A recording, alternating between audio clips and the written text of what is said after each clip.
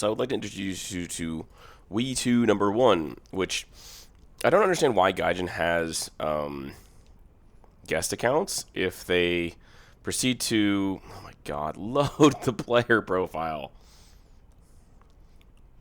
Really? There you go. I don't know why Gaijin allows the number 1 symbol in your name for quote-unquote guest accounts if they allow it to be in your normal name. You could obviously restrict a character. That would be a character you should restrict. Also, restricting certain names would be ideal. I've seen people drop literal slurs in chat and somehow are not banned unless a player reports them. It's like, oh wait, way to prevent toxicity in your game. But no, just let's encourage it because we have no idea how to moderate our game profiles at all. So he's in the M103 here. He's 15-6. Brand new player, 700 battles. Ruined battles for 700 other players. But because this guy is so terrible at cheating, you'll understand why he's probably not banned yet. Because if Gaijin actually looked at a metric for accuracy, like they do, like other cheat company or cheat designers do, or cheat anti-cheat prevention do, they would not ban this guy just because of his accuracy. He's doing stuff like this at the very beginning of the match. You'll see in a moment, where he doesn't get a kill because he does something like this. Hits a guy from across the map. Doesn't kill him. But that alone should have been like, hey, let's ban this player. But yet, no, let's not, because we don't know how to actually properly set up our anti-cheat. The upside about this guy is that he's got he's a stock tank. He's running 20 shells. He has 10 HE for some reason, which, as far as I know, this is basically just like the stock allocation you get on this tank. I don't even know. Let me double check that, but you can see what he's doing here. So let me do this real quick. Pause this. No, it's not even the stock allocation because he has extra space for ammo. So he just took 20 rounds of AP and HE for some odd reason. Who knows? I don't understand the minds of cheaters, because in reality they're all a bunch of losers who come into my comment section all the time and be like, you just can't afford cheats. I'm like, no, I'd rather just afford other things that are more important, like spending money on a subscription to cheating software. Yeah.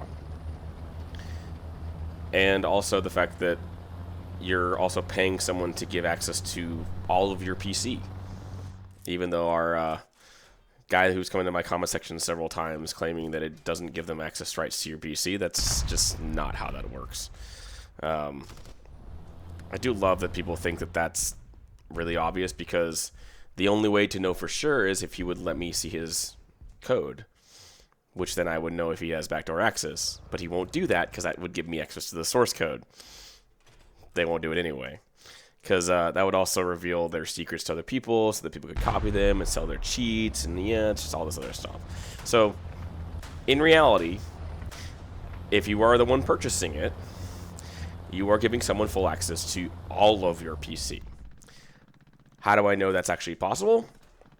Well, the Wiggle That Killed Tarkov, which is a video by a guy named Goat, he downloaded cheats that were DMA level cheats, and they ended up finding out who he was after he had started making the video, and they wiped that PC because DMA, or direct memory access software, gives you access to core level stuff of your PC,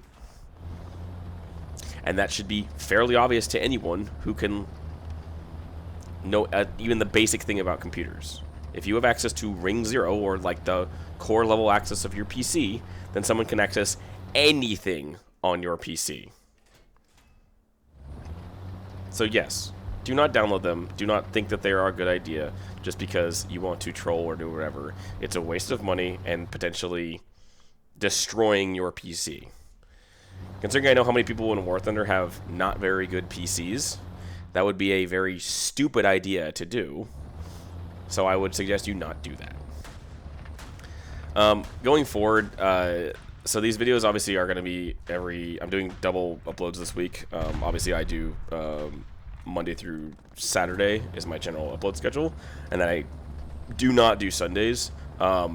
I potentially am getting a new job soon. I don't know what that would entail, and I'm not going to go into details of what that entails.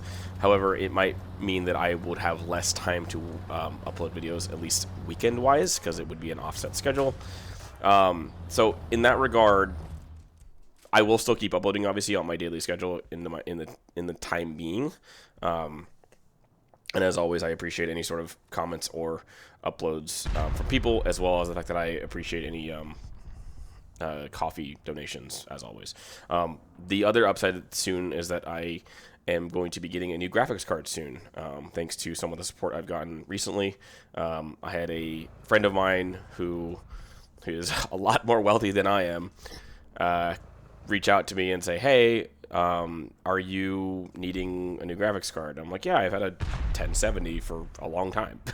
I don't mind my 1070. I run every game at kind of medium-ish settings at 144 hertz.